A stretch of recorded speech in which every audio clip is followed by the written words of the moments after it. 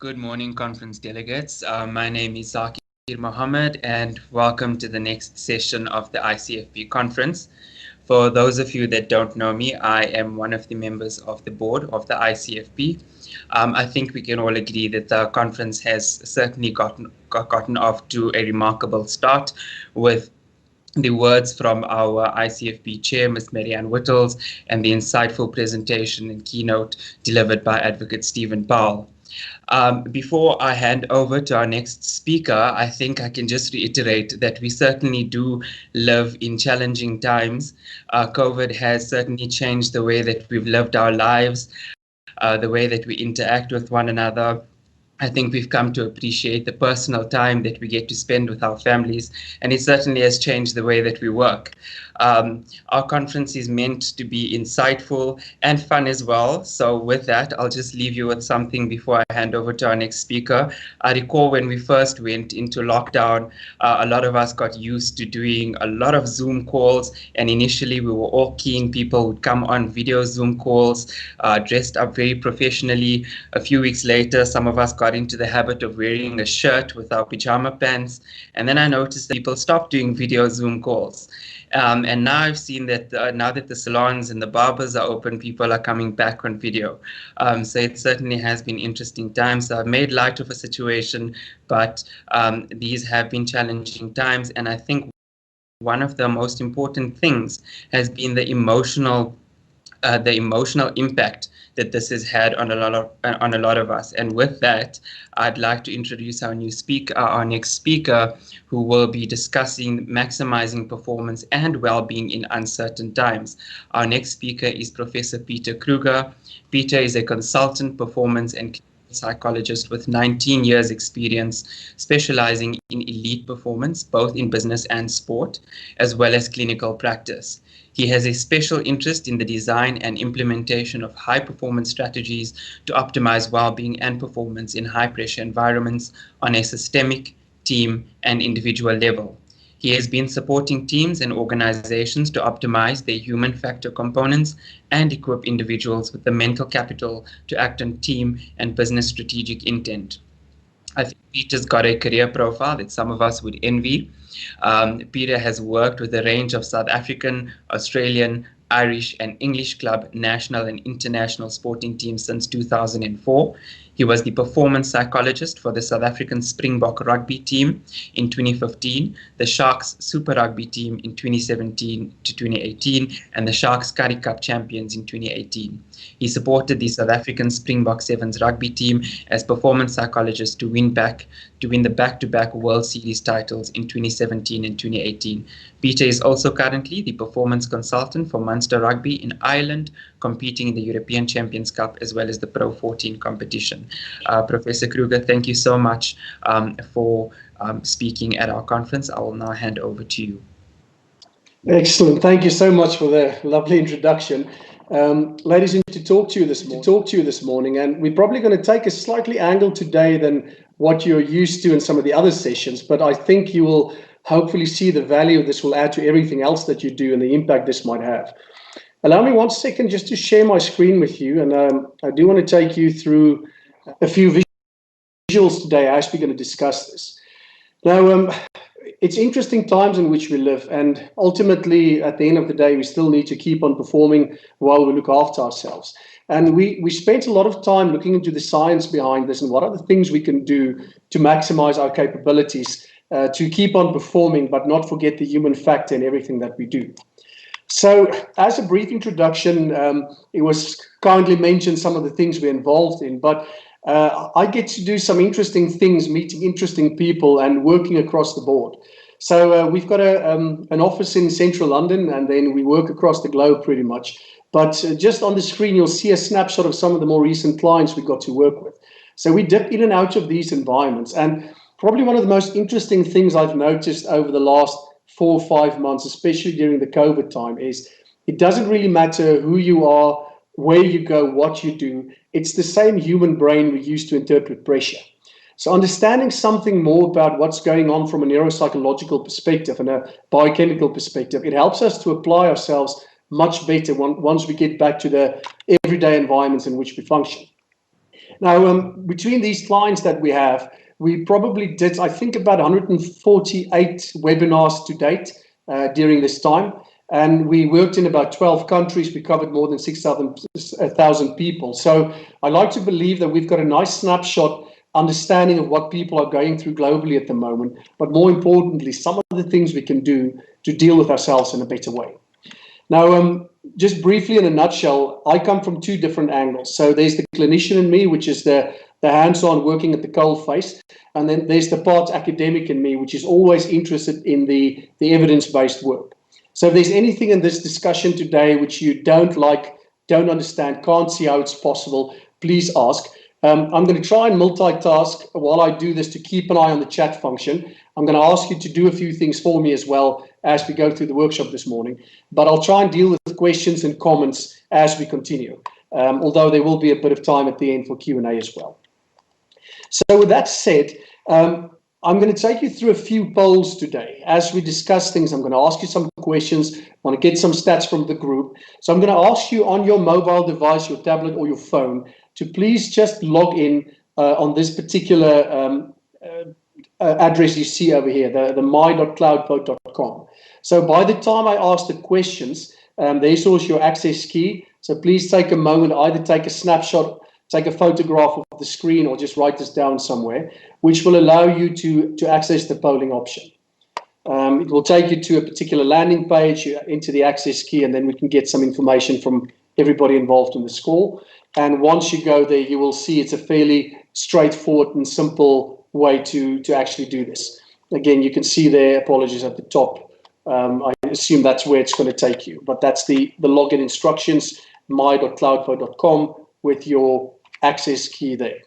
So a few other things I'll ask you to actually just do in the chat function for me, for us to make sure that we kind of stay on top of and not just give a lecture, but get your feedback as well in the process. So with that being said, ladies and gents, it's actually quite a large topic to discuss that we're going to condense into a slightly more shorter space of time. But I'm going to talk to you about the times in which we live, why this is kind of interesting and challenging at the same time. I'm going to talk about specifically things as an individual, things you can do to deal with the anxiety that we will see is unfortunately an undercurrent at the moment of the things we experience. And then lastly, I want to talk to you about some functional behavior. So not necessarily anxiety and performance related, but things in general that will help us to perform better.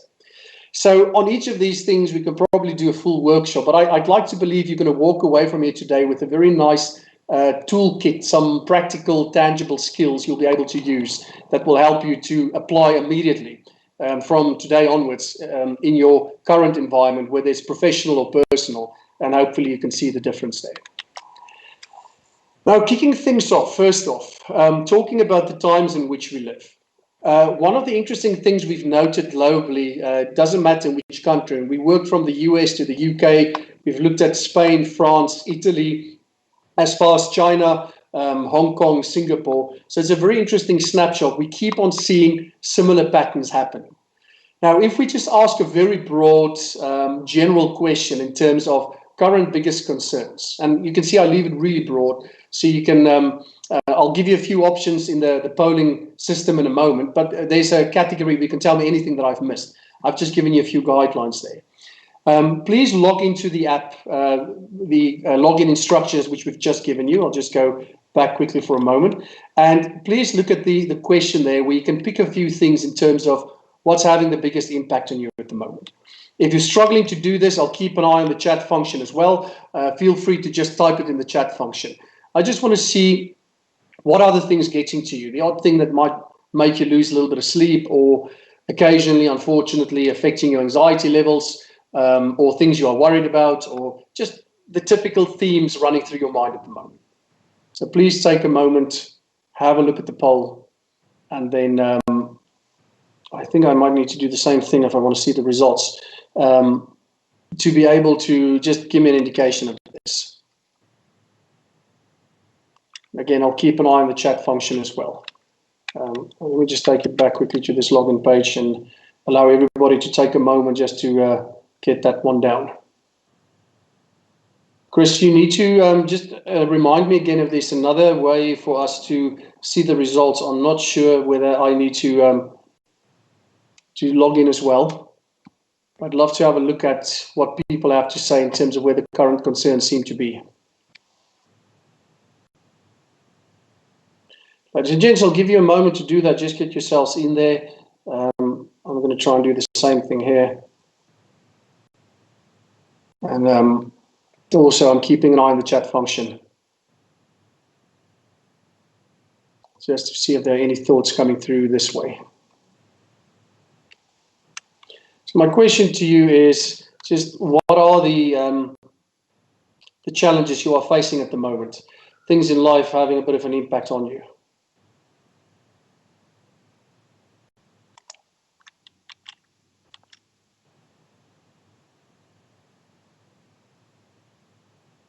Perhaps if you or Chris can share the results on your end. My technology on this side, the phone doesn't want to play ball at the moment.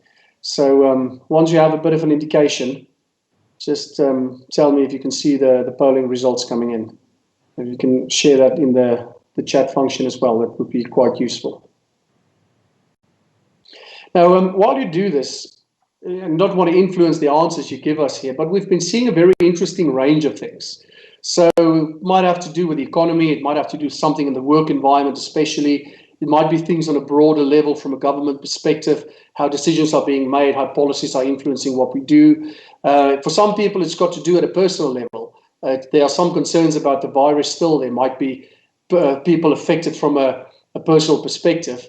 But it seems like whatever the case might be, one of the biggest undertones we are currently finding is the one of uncertainty. Because there are a lot of stuff at the moment we just do not know. And I'll tell you in a moment why, but the human body, the human brain doesn't take well to uncertainty. There's a big part of the way that we operate as human beings where we passionately dislike that part. And I'm going to explain this to you biologically and neurochemically in a second. And I'll also be able to tell you as a result, what do we do about this? So take a moment, add that in, and I see Chris is busy typing. We'll look at the results in a second. Okay, so if you're struggling with this still, we'll keep an eye on this as things progress. But I think it's important for you just to stop and think about what are the one or two most important things having a bit of an impact on you. So if you look at the undercurrent of uncertainty, there's a really great reason why the human brain doesn't like uncertainty, regardless of what. So this is from an evolutionary perspective, how we've been designed to actually survive as long.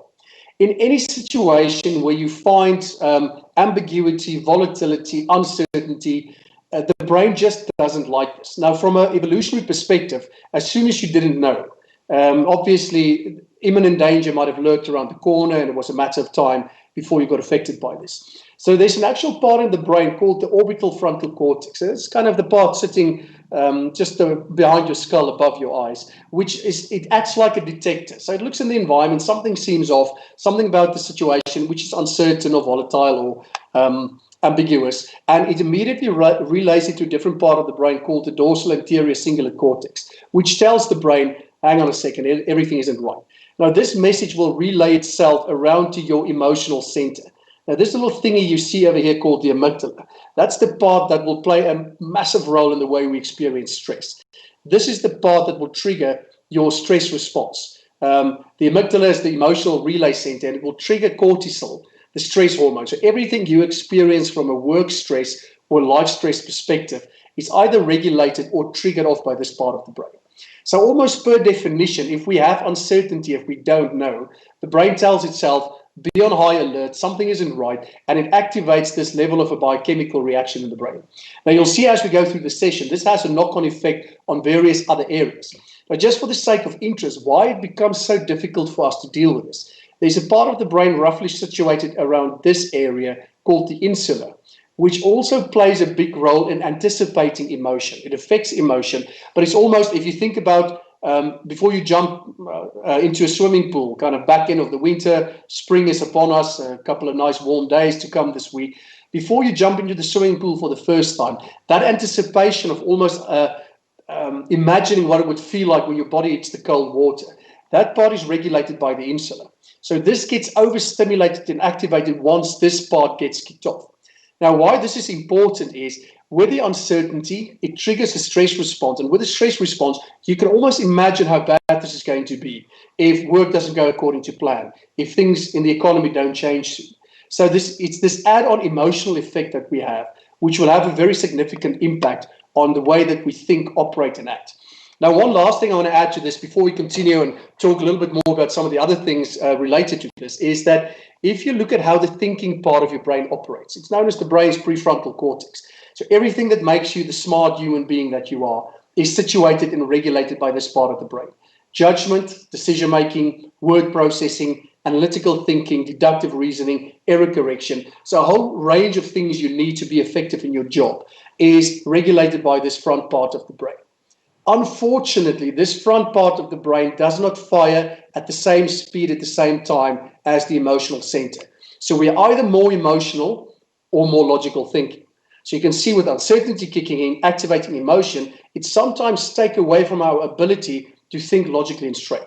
And you'll see when we discuss solutions why this becomes important. It means sometimes under pressure when we're emotional, we do and say things which in hindsight might not have been the best thing to do or to say in a particular environment. So that's a crash course in the neuroscience behind this. If we talk about the times in which we now live and we talk about what do we do with this, how do we deal with this to diffuse, to deal with the anxiety and find some functional behaviors, certain things become pretty important in this equation. Now, if you look at, I'm not going to talk exclusively about COVID-19. I think people are pretty much saturated with COVID chat, but we can't ignore the fact that it's been completely challenging, different times to what we've been used to. So the problem with this is, as part of the uncertainty, is there's no textbook to tell us how long this would last, what the outcome is going to be, and even what the knock-on effect of this would be. Now, in some of the workshops we've done, we've seen some interesting counter-arguments. People, rightly so, said that, well, there are other things that we do where there's a lot of uncertainty involved that we cope with just fine. So one of the examples somebody brought up in a workshop was saying, what about flying? I mean, you don't know the pilot from Adam. You have no idea who serviced the plane, what condition the plane is in. Yet 99% of people get on an airplane and they don't have panic attacks about this, nor do they have significant levels of anxiety. Now, what's very interesting about this is how the brain's long-term memory bank works.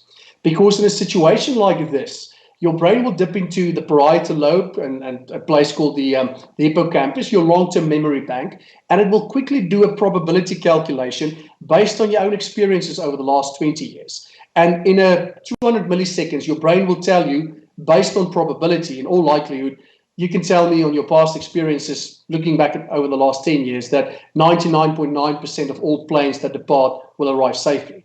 So although there's a lot of stuff you don't know, your brain can tell you in probability, in all likelihood, you're going to be fine. So we leave the anxiety, we don't get absorbed in that, and we just get on with it. The issue with COVID-19 is there's no memory bank. There's nothing in recent history, no textbook telling us this is what the outcome is going to be, so in all likelihood, you're going to be fine. We just don't know that. So this is one of the reasons why this is an issue. We just can't. Now, add to this the changes we had during lockdown, and we're still at level 2, so it's not completely business as usual, unfortunately. But initially, if you look at the physical, geographical lockdown that we've had, suddenly the way that you diffuse and deal with stress, going out for a few drinks, meeting up with family or friends, going out for a meal, going to the movies, all of those things were taken away from us, carpet ripped from under us. So the natural stress diffusing things we would have done is not there. Then you talk about the further mental impact. The uncertainty starts to kick in. Suddenly, we find ourselves in a confined space with, although it might be people that you love, leave more than 2 people long enough in the same room, and you're going to start seeing some interesting, challenging dynamics happening there. So a lot of things became truly unnatural. The way we communicate, I mean, the fact that we constantly sit on Skype calls has an impact on connection and human interaction. So everything on top of the uncertainty then started interfering with our way of dealing with and managing stress. So we saw in the workshop that we've run and the polls that we've run and the data that we've gathered, on average, people sit with significantly higher levels of anxiety. So where on average people will sit on a scale of 0 to 100 between 0 and 20, we found more than 75% of people hovering somewhere between 20 to 80. And we had about 7% of people, give or take, on the high end of the spectrum, sort of experiencing panic. and we've experienced about the same level, people experiencing no anxiety whatsoever. So by default, your body's levels of anxiety has increased. And this is unfortunately a global tendency we see at the moment.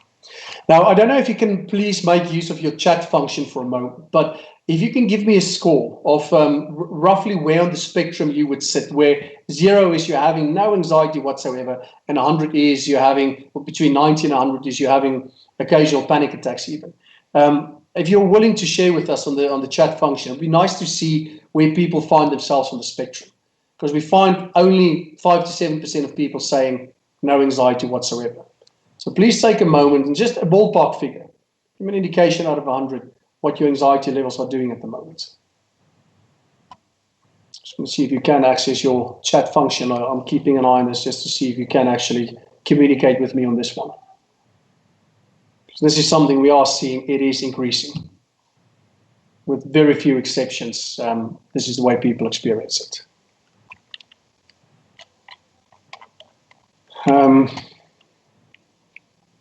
If it's not coming through, which it doesn't seem to be, I'll tell you what, I'm going to assume you're no different to the global population we're working with, and we're going to work off those stats. It doesn't seem like the chats are coming through this way. Now, if people experience anxiety, which we see 75 to 78% of people having elevated levels of anxiety, typically the symptoms you'll experience will include a range of things. And I can show you the symptoms we've collated in terms of what people are experiencing. And I'm very, very certain that none of these things will be news to you. If you go to the extreme end of the spectrum where panic starts kicking in, you see things situationally when you deal with a particular matter, with a particular person, a specific incident, things like increased heart rate. Situationally, people might even feel slightly more weak, energy is running away. Ah, lovely, thank you. There's coming through, Quibus, appreciate that. So just quickly looking at the chat function here, 60, 80, 45, 60, 60, 80, 30, 60, and it's ranging, ladies and gents, pretty much where we expected this to be. So looking at the data you've provided here, thank you to everybody for submitting this. Just quickly scanning the information coming through here, the lowest seems to be 30 and the highest going up to 80. So you are very much in line with what we've observed. Now, once you go closer to 80, these things might pretty much be a little bit more prominent.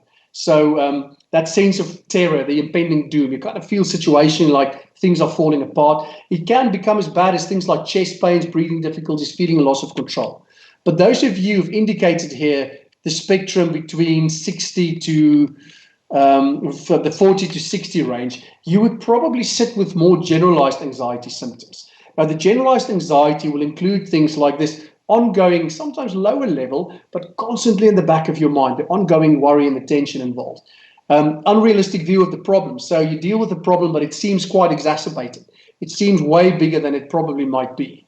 We feel restless, we feel irritable, we feel difficulty in sleeping, you see muscle tension, headaches, sweating, difficulty in concentrating. Ladies and gents, 75% of the people we've worked with over the last 5 months describe this. So I've got no doubt that most of you would recognize this. Now, bear with me for 1 second. I want to explain to you why this is happening, and then you will understand why the skills we're going to discuss will make a difference. As soon as these chemicals, mainly cortisol, will kick off in your body, what it's doing is connected to something called the fight or flight response. Most of you might remember from doing biology at school, we've got this mechanism under pressure to trigger this cortisol and then adrenaline, which will help you to either fight or run. Now, that's a great reaction to have in the presence of a physical danger. So somebody attacking you with a stick in the parking lot, or you're going for a jog and a big dog starts chasing towards you. Great thing to have that surge of chemicals into your body and to get yourself out of there, and hopefully in these cases not try and fight it off. So very, very functional. However, the difference between fear and anxiety, fear is the same as the actual response you get where there's a physical threat. Anxiety is where there's nothing. So there's nothing physically there. It starts with a thought in your head. And the problem with this is chemically they look exactly the same. So the body anticipates fighting or running. Now, if you look at what needs to happen either way, fighting or running, few things need to happen for the body to get activated. Your heart will start pumping harder to get blood to your muscles. That's why we feel those palpitations, the heart increasing, not necessarily faster, but it beats more pronounced. much harder. Then to get the blood to your muscles, the blood by itself isn't worth much if it's not oxygen rich. So we start respirating a bit quicker, so you breathe a bit faster and more shallow. So the body wants to take more oxygen in, doesn't necessarily get that, but it's trying to do that. Furthermore, because the blood then rushes to the muscles all over your body, and blood carrying most of your body heat as well, you'll see all the capillaries close to the surface getting filled with blood. So you start feeling warm, you start perspiring, get the sweaty hand palms, get the kind of sort of feeling of heat under your collar. And apart from this, then the body will shut down every system that's not essential for survival. So it will physically drain the blood from your intestines to get more blood to the muscles. So you get that knot, that sinking sensation on the stomach. On top of this, your adrenal glands, where cortisol will be released from, is also then giving you that knot feeling on the stomach. So on top of this then, because of the fact that your brain goes into fight or flight mode, all the blood rushes away to this emotional center in the brain, which means technically the thinking part of your brain will start to disengage. And this is why we do and say stupid things when we are under pressure, because the brain is very much more involved in getting you to tomorrow and keeping you alive than is worrying about higher order factors and building relationships. So you can see chemically what's happening in the body is a whole range of symptoms. And specifically, one additional point, ladies and gents, is once this thinking part of the brain situationally disengages, you find yourself becoming more irritable, becoming more angry easily. And also, it's quite difficult for us to see the wood for the trees because the thinking bit is disengaged. So it becomes quite important to understand that the things you will go through, the symptoms you see on the screen, is a false alarm to a perceived threat. The body thinks it's doing you a favor, but it's based on the wrong information for the wrong reasons. Now, if I try and put this in context, anxiety acts like the body's smoking alarm. So it's there for a really good reason. You don't want to dismantle it. So when the alarm goes off, what you don't want to do is say, oh, this is annoying, I'm going to dismantle the alarm or sort of take out the batteries, because there will be a day when you need it. But you're not going to go into a full state of a situational panic just because the alarm goes off. If the alarm goes off, you walk into the kitchen to go and have a look what's going on here. So it's only telling you something isn't right. Now, we know from uncertainty the body's anyway going to do this. So you walk into the kitchen and you might see somebody's trying to make breakfast and they've just burned the toast. Or it might be the neighbor outside having a barbecue and the smoke is blowing in through the window. Or there might be a small electrical fire, which you can put out. But just because the alarm goes off doesn't mean the house is about to go up in an inferno and you're about to die. But this is kind of how we treat anxiety. When anxiety happens, it's this immediate, almost over-the-top reaction to this. Instead of just saying, hang on a second, it's the body's way of telling us something isn't right. So therefore, we need to go and have a look, but we need to realistically look at the situation and not just go into a state of panic. So part of what I want to tell you is that anxiety serves a great purpose, but because of the times in which we live, you will see elevated levels of anxiety, which will situationally make it more difficult for you to think clearly, make decisions, and not let problems feel overwhelming. Now, bear with me for a moment if I ask you this question. And I think with the slight delay we have from the polling, although I would have asked you to enter the chat function, you can probably still do this, but I think Paul Quibers would have to retype everything to send it to me. So I'm just going to take you through the process and the storyline. And I want you to answer these questions for yourself on that side. Now, bear with me. I'm going to use a very concrete example, but it's a very important concept I want to get across. If I invite you to an experiment to our facilities over here, and as you arrive here, I don't tell you much about it. I put you in front of a door, open the door, shove you into the room, shut the door, and I lock it. And as soon as you look up, you find yourself in a completely empty room. Let's say decent size, 5 by 6 meters, probably proper size, decent room. But you look to the opposite end of the room and you see a ferocious looking, big, full grown male lion sitting there, staring at you, looking quite ferocious and vicious. You can see it's hungry and you don't like the expression on its face. In that situation right there, how would you feel? Think about it for a moment. Sounds like a silly question, just humor me for a moment. How would you feel? Most of the time, the answers we get here is terrified, ready to pass out, look for an open window, how do I get out of the situation? So it's everything to do with survival at this point in time. People saying that they'd lose consciousness. People would say things around the fact that they wouldn't know what to do, they'd freeze completely. So this becomes a very important thing to understand. In that particular point in time, nobody's going to go positive thinking saying, oh, this is a great opportunity for me to hone my skills, or let me show how good I am. So in some situations, we're going to go absolutely worst case scenario thinking. We programmed this way for survival. So if I then change the situation slightly, I open the door just a little bit, and through the door I shove a nice big long stick, proper thick stick about twice your body length. How would you feel now? I mean, you probably know you can poke this thing twice before it will jump on you and devour you, but I don't think you'll feel much better. Okay, so open the door again, leave the stick with you, but at this time I give you a burning torch, so with a big flame coming out of it. Now, we know animals don't like flames, so you know as long as this flame keeps on burning, you can probably keep the lion at bay. I then open the door again, I take away your stick, and I give you a proper spear with a sharp edge. So now not only can you keep this thing at bay, but you have a little bit of a fighting chance in here as well. Move on to the next one. I say, well, I'll allow you to bring 5 friends of your choice into the room as well. So people you want there to support you. 5 friends in, each with a torch and a spear. 6 of you in the room. Okay, things are beginning to look a little bit better.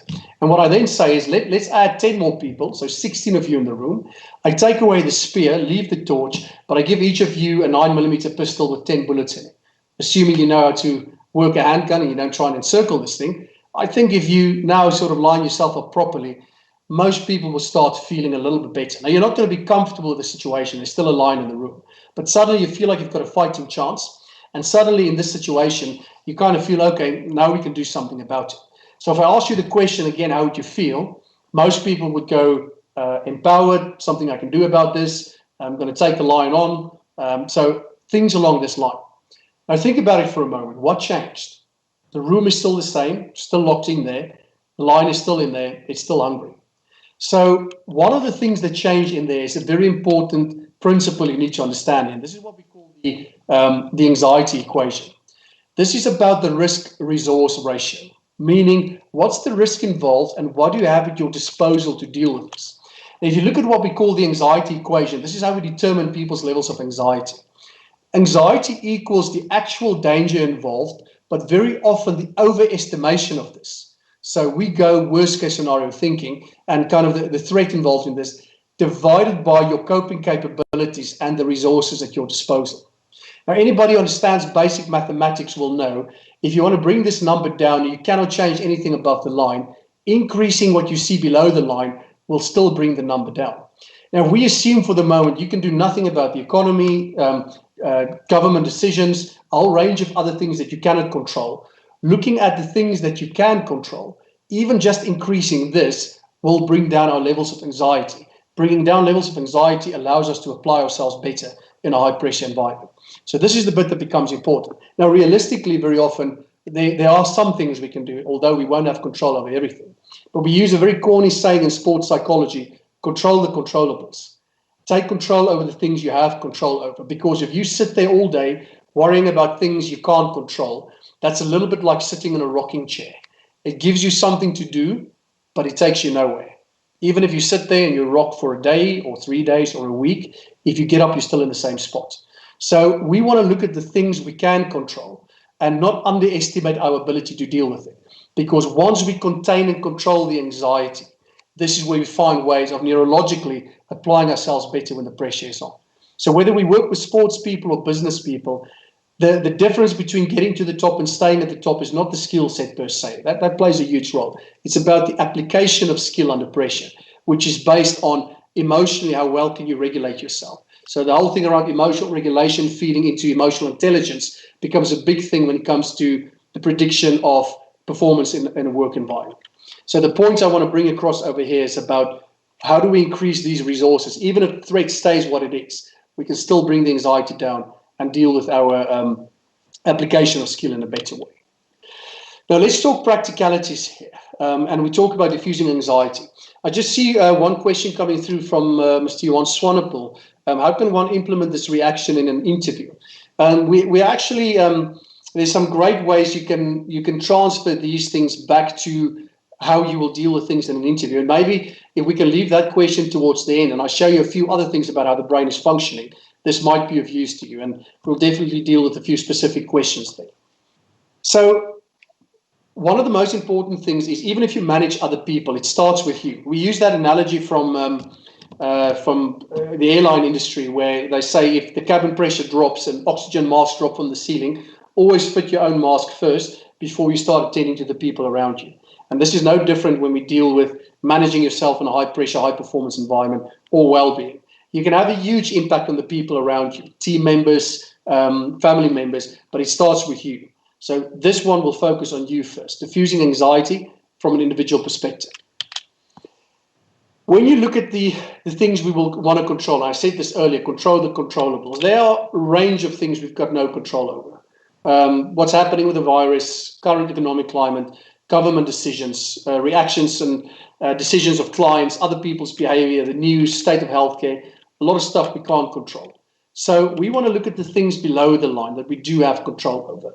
Looking after your own mental resilience, the way you set up your routine, the way you manage your working hours, focusing what's important to you. So looking after your health and well-being, the way you eat, rest, sleep, recover, building relationships, the things you read, how you communicate.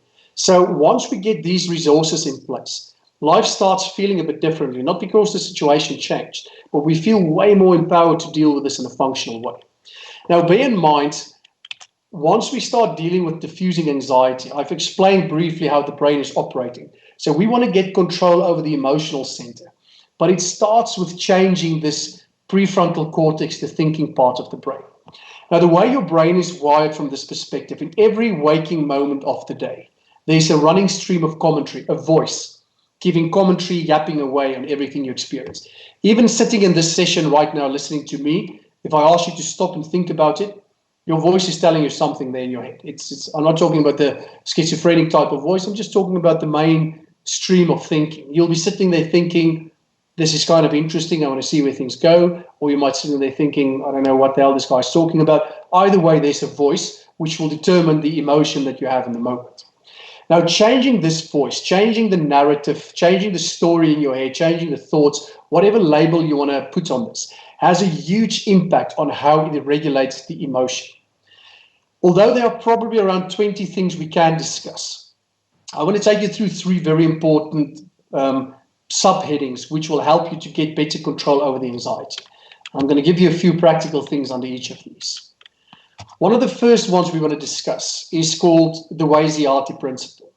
Now, this is a very interesting concept coming from neuropsychology. It's also known as the availability bias. But Wellbeing is an acronym that's short for what you see is all there is. I'll say this again. What you see is all there is, meaning any information you hold in your short-term memory, working memory, or any information you can readily recall, easily recall from the long-term memory, will disproportionately affect your reaction, your decision-making, your behaviors in the moment. Now, unfortunately, this very often means that the information we use to base our reactions and decision-making on in the moment is based on the limited information, either Wellbeing or recalling this from recent memory, which means very often we ignore the broader, more important information available to us, and we make our decisions based on a snapshot availability bias in the moment. I'll use a quick practical example here to illustrate this. Clinically, I specialize in anxiety disorders, and in our London practice back in 2014, start of 2014, most of you will remember that incident where there was an Air Malaysia plane that went missing, and it was all over the front page news for about 3 months straight, rightly so. But what's interesting is during the course of an average year, I'll see about 5 people with a fear of flying in our clinics. So take them through a process, get them out on the other side. In the 6 weeks after this story broke, I got 8 new referrals for people with a fear of flying, which is more than I will see in a year in a matter of 6 weeks. Now, you can say that all of a sudden flying was more dangerous, although statistically that's still the safest way of traveling. We know that your chances of dying in a mainline, kind of mainstream airline disaster is probably 1 in 15 million, which is statistically low enough that I'll take my chances. But because the news was available all the time, every news platform, 24/7, push notifications, front pages of papers, that's the information people had readily available, and this is what they base their decisions on. So any information that you hold in the moment will disproportionately affect the reaction. Now, if you think about this, therefore things such as what you read becomes massively important. Unfortunately, good news doesn't sell, so we get bombarded with bad news. And this starts to shape and change the filters through which we look at life. It also means, therefore, that the company you keep, people you talk to, the discussions you have, sort of discussions that you have, will start having a severe impact.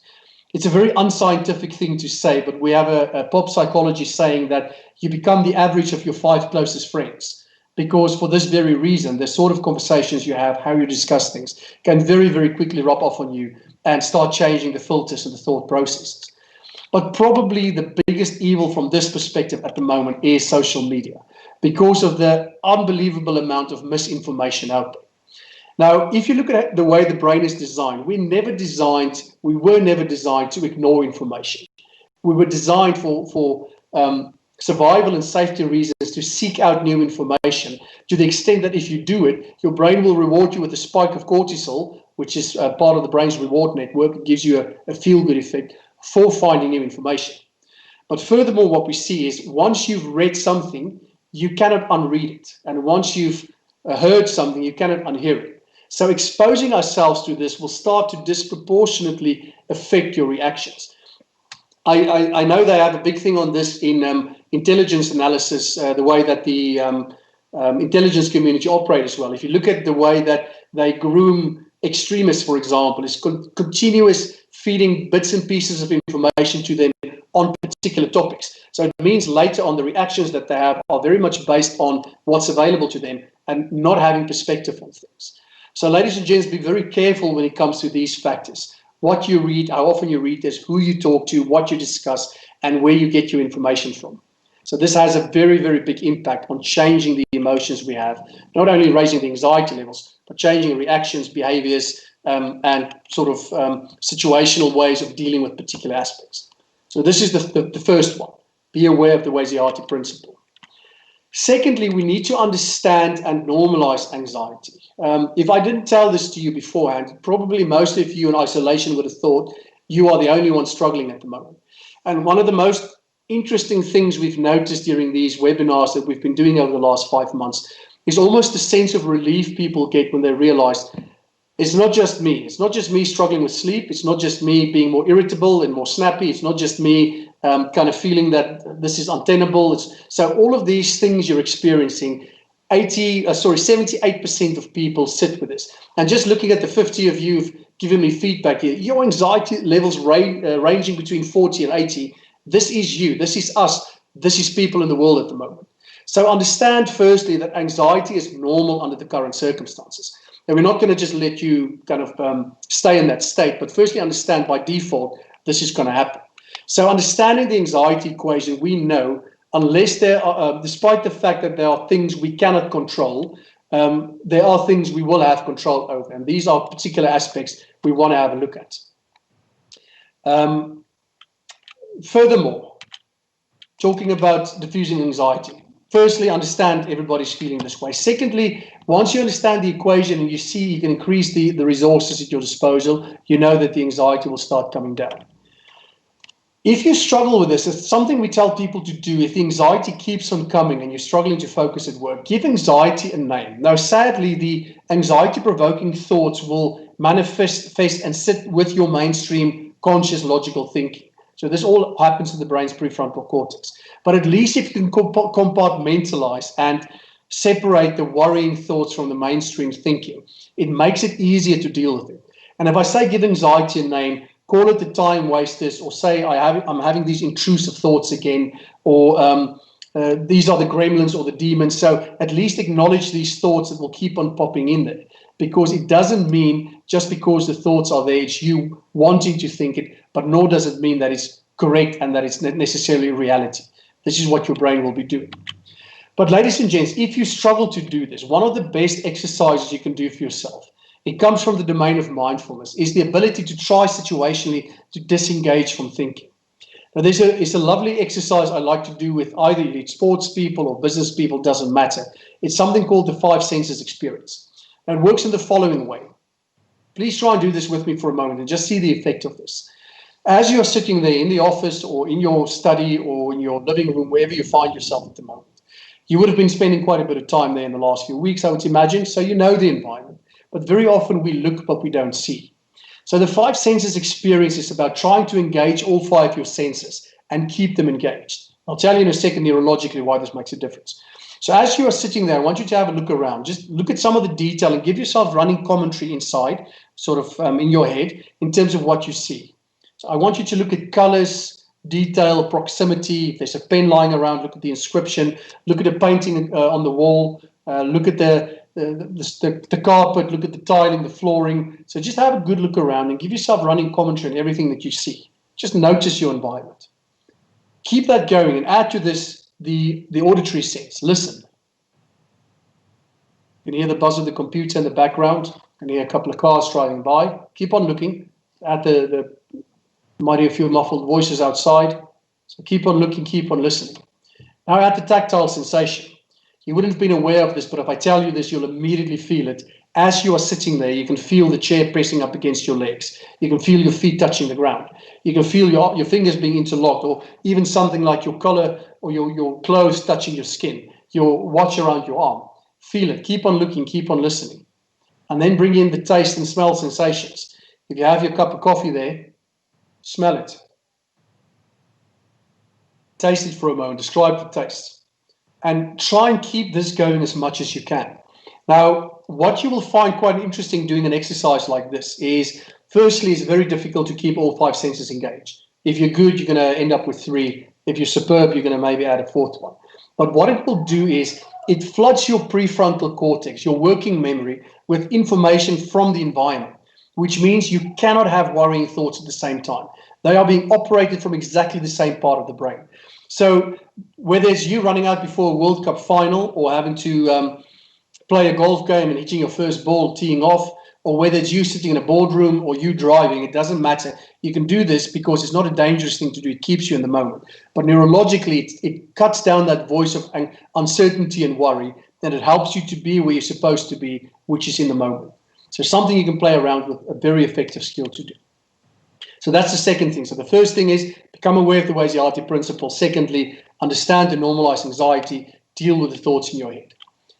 The third thing I say very carefully, but this is about finding the silver lining. Now, ladies and gents, per definition, if I say silver lining, it means there must be a dark cloud somewhere as well. So we're not going to paint over the cracks. We're not going to say it doesn't matter or let's go into positive thinking. Positive thinking tells you who cares, it doesn't matter, it's not that bad. And that's rubbish because we do care, it does matter, and very often it feels that bad. But what this is about rational thinking, saying we acknowledge that there are challenges out there. We acknowledge the knock-on effects of COVID-19. We acknowledge the impact on our businesses, on the economy. But we have to find ways of at least finding the silver lining. So extracting the positives means you're going to change the narrative in your head. Changing the narrative will change the input to the emotional center. Change the emotions, you get control back over your capabilities. So it's a very interesting fine line. But that voice that goes in plays a tremendous role in regulating the emotions we experience. Another positive thing, those of you who have indicated your levels of anxiety, the fact that you are anxious tells me that you still care about something in life. If you cared about nothing, you wouldn't have been anxious. You would have gone through life quite easily and not spare a single thought for anything or anyone. So the fact that you are anxious, have a think about what matters to you. Might be your job, might be the office and the work environment, the business. It might be family, it might be relationships. Whatever matters to you, the things that get you anxious, instead of just worrying about it, which is again sitting in the rocking chair, try and pivot towards this to say, take action. What can I do about this? If I'm worrying about my elderly parents, how do I build a better relationship, spend more quality time with them? If it's concerns about the business, how do I take tangible bits and pieces and do something about this instead of just kind of worrying about this? So it gives us a very clear focus, a clear target to say, what are the things we need to approach and try and deal with? Because once we can do this, it gives us a sense of control back. But it helps us also on the whole to reframe the situation. So we're trying to do things in a way where we acknowledge the challenges out there, but let's control the controllables. Let's focus on the things we have control over. So ladies and gents, these are 3 simple things you can do, but it helps you to change the narrative. It changes the voice in your head, which will help you to get better control over the emotions which you experience. I'd love to give you 10 more things there, but I think these are 3 tangibles you can take away. Start practicing immediately and have a look at the impact. Now that's the cognitive, the thinking side of things. Let's move over to the behavioral side, where there are still things we can do to take control, to feel in control, get rid of the uncertainty as much as we possibly can. Now, the first one there is still to do with, let's deal with this situation, deal with the virus. Let's make sure, because we're kind of at the back end of this, but it's still going to be with us for the foreseeable future. So take reasonable precautions. So it means be sensible. What I don't want you to do either is wash your hands 800 times a day and become obsessive about this. I've seen some interesting cases of late where people become completely obsessive compulsive about this. Just be sensible. Obviously do the things like wash your hands, don't touch your face, stay informed within reason, follow the general guidelines. I think in the office environment, it's great for everybody because nobody needs to be nervous about other people spreading the virus. So let's do this. It's a great way to keep the anxiety at bay. So that's one of the first things. However, probably one of the most important things from a well-being and performance perspective is to avoid the dark blanket. Now, the dark blanket is a metaphor we use for these negative emotions that will slowly and surely start creeping in and start draping itself around you like a blanket. And it will start tightening itself to the point where sometimes we just feel suffocated. What's very important about this is your emotions will drive your behavior. Apart from blinking, breathing, and the startle response, we do nothing just for the sake of it. It's either an overt or covert reason, but there's a reason why we do the things that we do. So understanding how emotions will change your behavior will have a big impact on how you perform, but also obviously from a well-being perspective, how you feel. Typically, every emotion is attached to a behavior it wants you to do, kind of a default behavior.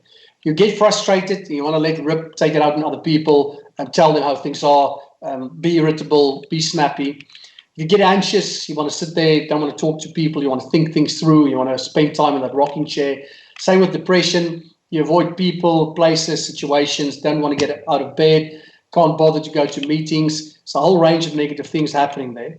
But just because we can't always help the emotion, I always tell people it's not your fault that you feel this way, but it's your responsibility to do something about this. We cannot always control the way that we feel, but you can choose what you want to do about it. Even if you feel frustrated, you can choose, do you want to stay here and throw a big hissy fit, or you can choose to walk to the next room, go and take a few deep breaths, do a few push-ups, go for a walk. That's a choice you have. When you feel anxious, you can sit there and spend time in the rocking chair, or you can choose to actually engage with people or situations or draw up an action plan. That's a choice that you have. Feeling depressed, can't always help this. Sometimes the emotion do hit us, but you can choose to stay in bed, or you can choose to get up, to make yourself a cup of tea, get dressed, do action list for the day and get on with things. So in human behavior, ladies and gents, if you forget everything else I've said on this slide, please remember that action precedes motivation. We always wait for the motivation to hit us before we want to start doing something. And if that's going to be your angle, you're going to wait for an awful long time. Because with human beings, you need to start doing things first, and then the motivation would follow. So bear this in mind. We can't choose the emotion. You can choose the behavior, and that part is your responsibility. It has a tremendous impact, not just on the well-being, but clearly on the performance side of things as well. Finally, on this one, when we talk about the top down is the thinking processes, so that's changing the narrative. The bottom up is the way that we do things. Now, just for the sake of interest, your autonomic nervous system and your central nervous system is connected through every possible nerve ending in the body, sending impulses through the brainstem back into the limbic system. So you can effectively behave your way out of thinking, meaning that if you struggle to change the thoughts, you can just start doing certain things, which will also change the way that you feel, which will have a significant impact on this. So if we talk about things you can physically do which will make a difference. So things, for example, like controlled breathing, especially when you start feeling anxious or a little bit overwhelmed, can have a huge impact on the way that you feel. There's the pacemaker in your heart called the SA node is connected via the vagus nerve that goes into the limbic, the emotional center in the brain, meaning that if you can slow down your heart rate via breathing, it actually sends chemical impulses back into the emotional center, which calms the brain down. So we know this from a scientific perspective. It will decrease the level of cortisol secretion, the stress hormone, which means it frees up capacity for your brain to restore blood flow to the thinking part, which will help you to think clearly. So you can't breathe your way out of everything, but it's a great add-on, especially if you know how to change the voice in your head to find ways of just calming yourself down. I want to quickly show you a technique here that we use with sports people a lot, that will help you to sort of calm physiologically down in the moment. And please just try this with me at home and see how it works for you. So we call it the double up breathing technique, which means every time if you inhale for a certain amount of time, you have to double this up and exhale for twice the time. So if you inhale for 2 seconds, you exhale for 4.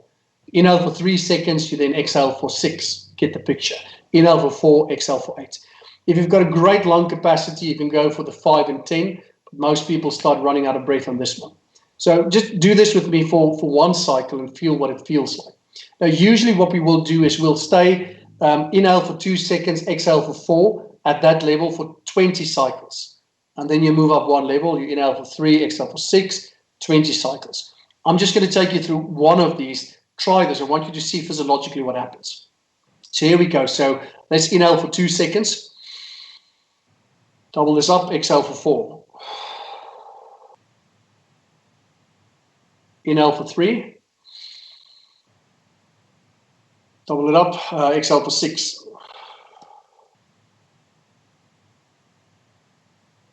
All right, deep breath, inhale for 4. Exhale for 8.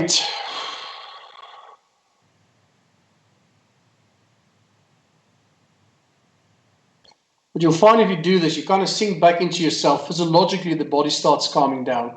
If you combine this with something like a 5 senses exercise or changing the narrative, it starts having quite a big impact on the way that people experience anxiety. Other things you can do, you can choose to engage with people, engage with activities, do things to distract you, draw up a to-do list for yourself at home, do something sometimes just to break the anxiety cycle. Build a crossword, or do a crossword puzzle, build a jigsaw puzzle, excuse me, play board games with the children. So do something just to get you out of that space in your head, which is a great way of getting us there. So a few practical things again that you can do. So ladies and gents, from a diffusing anxiety perspective, you can either change the narrative top down or you can change the behavior bottom up. But remember that key thing I said, action precedes motivation. Start doing things first, you're going to feel better. So it's 3 simple things in each category which will help you to get there. And this is specifically dealing with the anxiety related to the uncertainty, because this combination actually has a huge impact on well-being and performance. Now, the last thing I want to do, the last section I want to take you into is general functional behavior. So this is not directly only dealing with anxiety. This has got to do with general ways of adjusting to the current environment in which we live. Now, looking at the workshops we've been through over the last 5 months, we initially saw most of the challenges situating around the self-isolation and working from home. And then we started seeing in the last month, 6 weeks, 8 weeks, especially in Europe, when they started returning to work a little bit before us, you saw major concerns about the whole process of returning to work. But where we are now, kind of the last 3-4 weeks, and a lot of the European countries having settled back into work again, this seems to be one of the biggest problems at the moment. So the knock-on effects of COVID-19, again, where we started the session today with the undercurrent of uncertainty. And hopefully you now understand why neurochemically uncertainty, immediately the brain picks it up as an error or a gap, activates the central nervous system, activates your emotional center, and then you sit with this whole range of knock-on effects. So there are different challenges for us to adjust to. And I think looking at the situation in South Africa at the moment, we probably have a combination of all 3 of these. So some of us are still working from home, occasionally going back to work, but we all deal with the knock-on effects and the uncertainty of what the immediate future would look like. Now, with that said, I want to give you a few particular things that will be of use across the spectrum. Everything we've discussed to date in diffusing anxiety will already help you deal with the knock-on effects of COVID-19, because there will be some things that you cannot directly control. We don't want you to waste time thinking about it all the time. Now, I'm not saying don't be proactive. By all means, be proactive. But just sitting in the rocking chair gets you nowhere. So we want to increase the resources at our disposal, and also looking at either working from home or returning to work, what can we do? Now, this list, ladies and gentlemen, I'm going to show you 10 things here, is we've compiled this over the last 5 months, talking to people in all these various countries of what will help you the best to deal with this from a psychological and a physical perspective, but to maximize well-being and performance. We then took this information, we correlated this with the science at our disposal, and I'm going to try and give you 10 practical things here again, which you can consider going forward from this point onwards. Number one is have a plan. So know at least what you're going to do to keep your well-being going, to maximize your performance, to deal with the physical and the psychological effects of the times in which we live. Don't just wing it and hope that you'll come out on the other side. You might get there eventually, but the reality of this is that if you do it in a more structured, deliberate way, it gives you a sense of control back. Now, I know a lot of people hate this word, the new normal, but the reality of this is adjust to the times in which we live, adjust to the new normal. I personally don't like that word, but the reality again is just getting into the office this morning. I first had to do a pre-screening app at home, which didn't work on my phone, tried it in 2 different browsers on the computer, didn't work. So I had to come and fill out a form at the gate. Then I still had to go through the temperature screening. I still had to swap my card, still had to get a temperature test and doing the pre-screening bit. Then I have to drive through and get a sticker to show I've done all of this. So just getting into my office in the mornings, which would usually be from the gate to the office 5 minutes, now becomes 15 minutes. I don't like it, but that's the reality of it. So start adjusting to the way we need to do things. Remembering a mask when you go out. So all things related to this. Just make a mind shift change to say, I don't like it, and you don't have to like it, but this is the way it's going to be. So let's adjust it. That's the first point. Secondly, get back into a functional pattern. Interesting thing we noticed during lockdown is people probably worked harder than they did in a lot of industries when pre-COVID, when they were still in the office, because everybody seemed like they were feeling that they weren't doing as much as the others, so they need to prove themselves. So people were working really hard. We also saw these blurred boundaries between work and life. But we worked flexi time. So you could decide kind of when you get up, obviously not missing meetings in the morning. You could decide when you take lunch. You could decide when you want to light a fire and do a barbecue, decide when you go to bed. Now having to integrate back into work, into slightly more office hours, just get back into a functional pattern anyway, where try and eat at the same time, go to bed at the same time, get up at the same time, exercise at the same time. It gives the body a little bit of a sense of normality back, saying, okay, I understand the routine that I'm in now. So from an energy management perspective and from a well-being perspective, that's not a bad suggestion. The third thing is about the next job mentality. Work in small increments. We just don't know what the future is going to look like. So you can sit there and worry about the next 3 years, and you might be right or you might be wrong. That's not for me to judge, only time will tell. But we know from a next job mentality perspective, if you can break the bigger problem down to workable and manageable chunks, it gives us a sense of control back. So the next job mentality means, obviously, do your long-term planning, look at this month, then you look at this week, do your planning for the week, and then you look at today. Today, you look at this morning, and this morning, you look at the next meeting. So if you can focus on one thing at a time, you're going to find that your mind is not all over the place. It allows you to be where you are, and it allows you to deal with things. So if you know you've planned properly, just dealing with today, I'm fine, I'll reassess this evening, and we take it one step at a time. It just gives us that sense of control back, and it helps us to do things in a slightly more organized way. Even if you're not a completely organized person, just a rough indication of what needs to happen becomes a really good way of dealing with things. Now, ladies and gents, I'm going to stop for 60 seconds on this point number 4. Build in regular movement. Now, this sounds like a very common, silly, obvious thing to say, and I'm not just talking about your daily bouts of exercise. One thing people do not realize is the massive influence that physical movement will have on brain capabilities.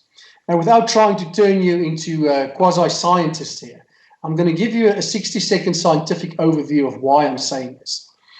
In your midbrain, there's a really important structure called the hippocampus. Now, the hippocampus plays a huge role in making you the successful person that you are. So it's helping you with things like memory acquisition, so remembering things, memory recall, sort of producing those things at the later stage. It feeds back into your thinking part of the brain as well, helping you to deal with things that has an impact on emotions to a degree as well. So it plays a hugely important role in keeping you happy, keeping you focused, keeping you functional, and keeping you productive as well. If you start doing regular movement, the brain is a fascinating thing. That hippocampus is attached to a small thing called the mammillary bodies, which For a long time, we didn't understand why these two things are connected to one another, because the mammillary bodies are quite responsible for the movement of your arms, your neck, and your torso. So it didn't quite make sense why this piece is situated there. What we realized later, pretty much in the last 5 years, was as soon as you actually start walking, moving physically, so you swing your arms, you start looking around, movement of the torso, etc., your brain will release a chemical called brain-derived neurotrophic growth factor, BDNF, which in short is effectively brain fertilizer. So once you start moving, your brain releases brain fertilizer. It goes to this back part of the hippocampus, the ventral part of the hippocampus. And what this will do is numerous things. Number one, once you have enough brain fertilizer in there, it starts regenerating brain cells. So the old myth that you can't regenerate the brain cell is absolutely nonsense. You can actually generate new brain cells and protect the ones that you already have. Secondly, what this will do, it will activate your lateral prefrontal cortex, which is the part of your brain you use to focus, to concentrate, to stay interested in what you do. So effectively, you keep motivated. And it has a very big impact on mood regulation. So we said earlier, remember today, that the thinking processes can affect mood. So just by physically moving frequently, it puts you neurologically in a way better position to stay interested, work better, more effectively, stay focused, and regulate your mood. If you don't, the activity shifts to the front part, the dorsal part of the hippocampus. And this is connected to several different other brain pathways. So in the absence of movement, what will happen? Firstly, it's connected to a part of the brain called the hypothalamus, which regulates your eating and sleeping patterns. So it becomes more difficult to sleep. Secondly, you're going to crave way more carbohydrates. So the reason why people overate during lockdown is not just because snacks were readily available. It was also because of the fact that this part of the brain gets activated and you start craving simple carbohydrates. You want to munch all the time. So that's the first one. The second one, it activates your medial frontal cortex, which has a big impact on your defensive aggressive reactions. We become more snappy, we become more irritable, we lose concentration easier, and obviously we lose a lot of motivation in the process as well. Furthermore, then this will also affect things like your libido, your sex drive, either gets overactivated, where very often we see things like pornography addiction coming in, or completely underactivated, where you completely lose your sexual interest altogether. So as you can hear, ladies and gents, these are things that will have a very interesting knock-on effect. There's a fourth one that it activates as well, the addictive pathways. We become much more likely to crave a drink at the end of the day, feeling like I need to have that whiskey or a couple of beers to take the edge off. So by physically moving frequently, you actually predispose yourself either to, in a great way if you move, or not moving, predispose yourself to fall into some other different traps. So our recommendation is on the hour, every 60 minutes, even if you get up for between 3 and 5 minutes, it's about the frequent movement. Get up, walk up and down a flight of stairs, walk around the house once or around the floor at the office, go back, sit down and work again. It will anyway enhance your capabilities for focus and concentration, but it becomes a hugely important thing in managing well-being and specifically performance. Those of you who wear smart watches or things like Fitbit or Apple Watch or Jawbone or Nike Fuel, whatever you use, you'll see that they actually track you on the hour. It's not completely scientific, but they want you to take 250 steps on the hour, and they monitor this.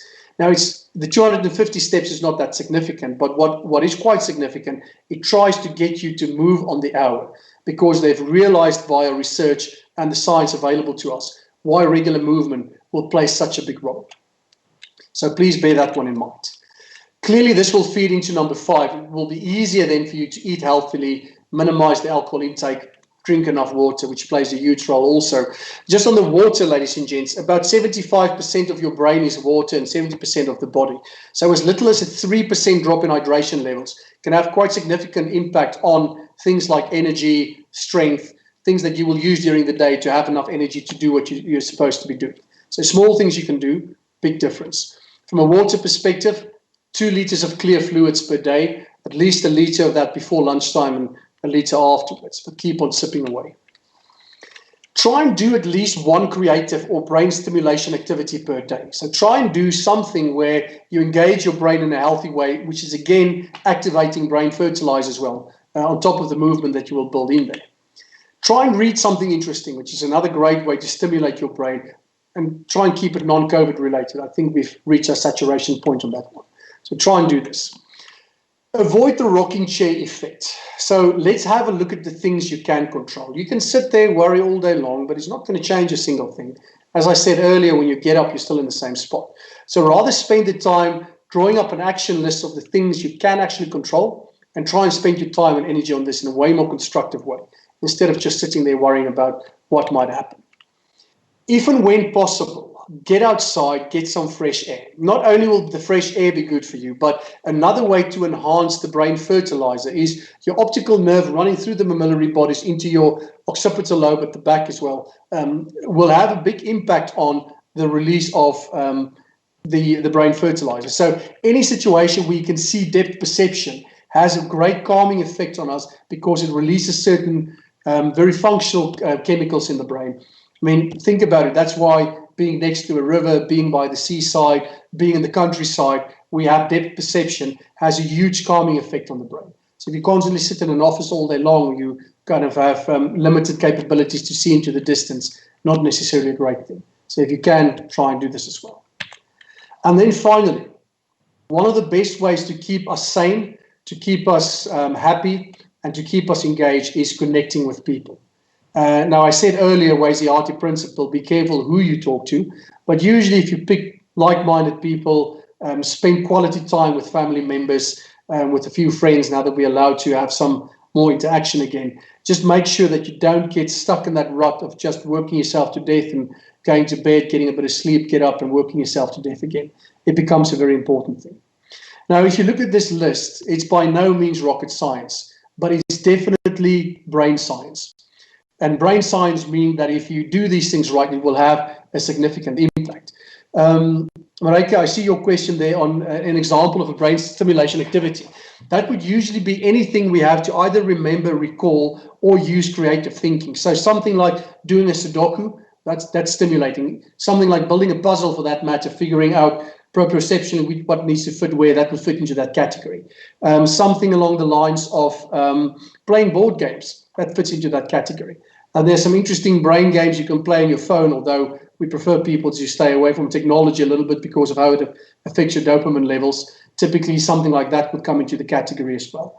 But anything where it's having to think, recall, engaging your prefrontal cortex would be a great way, and preferably non-work related things. So that part of your brain will get stimulated work-wise, but it usually gets associated with some other, obviously, concerns and challenges and emotions as well. Just looking at a couple of other follow-on comments here. So somebody wants to, we'll give you a handout after the workshop as well, so we'll give you a summary of what we've said. So we were saying there, I now understand why my watch keeps telling me to stand up. Exactly why. We've had the question there about brain stimulation, and then Lincoln is saying the prevention is highly appreciated as it also affirms the need for radical shifts in how workplace-based employee well-being infrastructures adapt and reaching out, adapting value in the new normal. Absolutely. So hopefully, I mean, it's basic science behind. We skimmed the surface here, but if you get a flavor of why these things become so important, you can see the impact that this will have. Excellent. I'll keep an eye out for these things as well.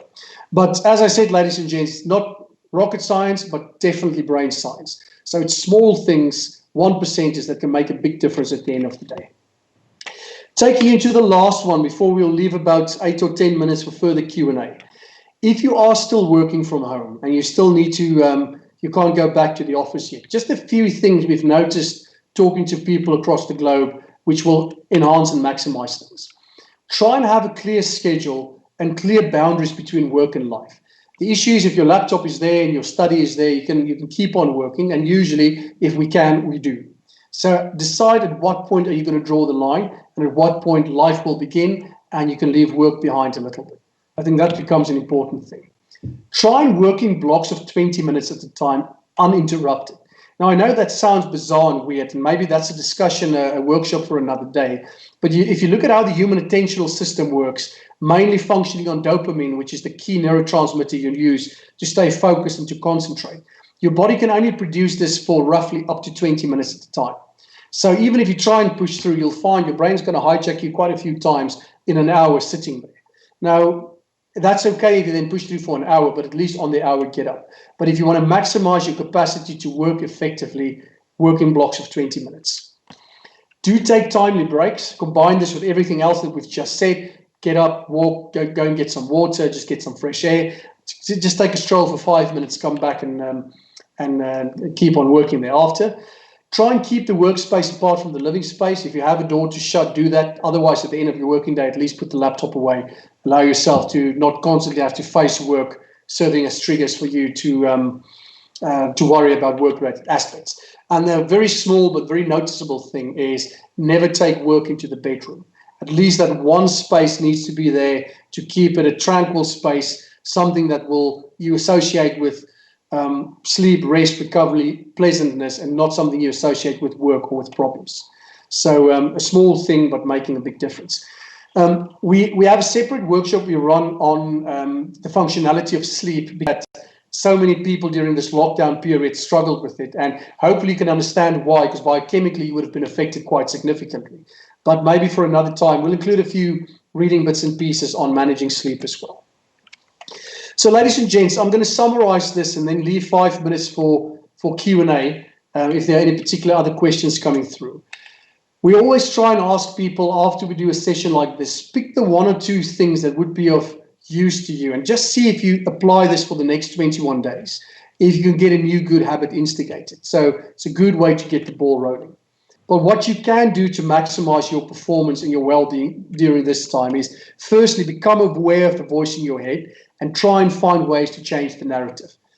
Be aware of the Weisiati principle, the availability bias, understand anxiety, increase your resources, and specifically, yes, there's a dark cloud, but let's find the silver lining. Try and take control, have reasonable precautions, avoid the dark blanket. You can't choose the emotion, but you can choose the behavior, and find different behaviors of behaving your way out of thinking. And then lastly, whether you're working from home, whether you're returning to work, or whether you're just managing the general anxiety and the knock-on effect of COVID-19, have your functional strategies, things you start doing to maximize brain capabilities, which will allow you to apply your skill set in the best possible way. So it's a simple summary, and yes, we can spend an hour on each of these topics, but hopefully it gives you something really tangible and some clear, proper science behind this to understand the impact that you can have. Before we open it up for final questions, a last thought I want to leave you with, and we've seen so many people struggling with anxiety during this time. Unfortunately, fear does not stop death, but it will stop life. And worry does not take away tomorrow's troubles, but it will take away today's peace. So there's some really good reasons for us to get control over the anxiety and just give ourselves a sense of control back. So ladies and gents, I'll leave it at this. I'll stop sharing my screen, and very happy in the last few minutes we have available to take a few questions.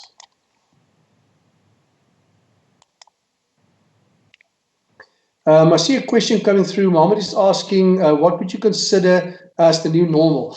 Mohammed, I think in short, pretty much the fact that we need to wear masks when we go anywhere, the fact that there's going to be protocols at the office, what you need to do, how you sanitize your hands, how people communicate with you. I mean, a traditional South African thing when we meet people is almost instinctively you extend a hand to shake somebody's hand. We need to stop doing that. So it's the small things that's quite annoying, and that's not business as usual. People keeping their distance.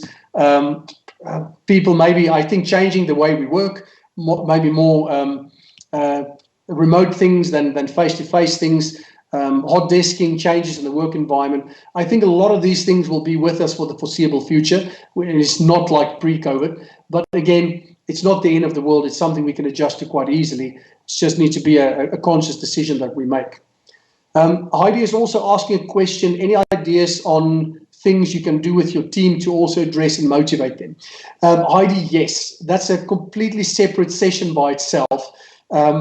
And I'm trying to think if I can give you a short answer to justify an excellent question. This part of the session clearly looked at you first, but maybe if I can throw two things in there. The systemic influence you can have by setting the tone, so the way you communicate to people, things that obviously will have a role is empowering people within this new environment to to do their job, at least make sure they've got the resources they need, these things can have an impact. But also facilitating communication around these topics we've discussed can have a tremendous impact on the way that people conduct themselves in an office environment. Sometimes stating the obvious is not a bad way to just make sure everybody's on the same page. And then obviously in terms of how we build interpersonal relationships, especially during times where everybody's anxiety levels are slightly elevated, becomes very important. I'll try and include a few reading bits in the handout we'll send you. But to truly justify your really good question there, sadly would take a little bit more time, but I'll try and feed you some bits and pieces in there. Any final questions or thoughts?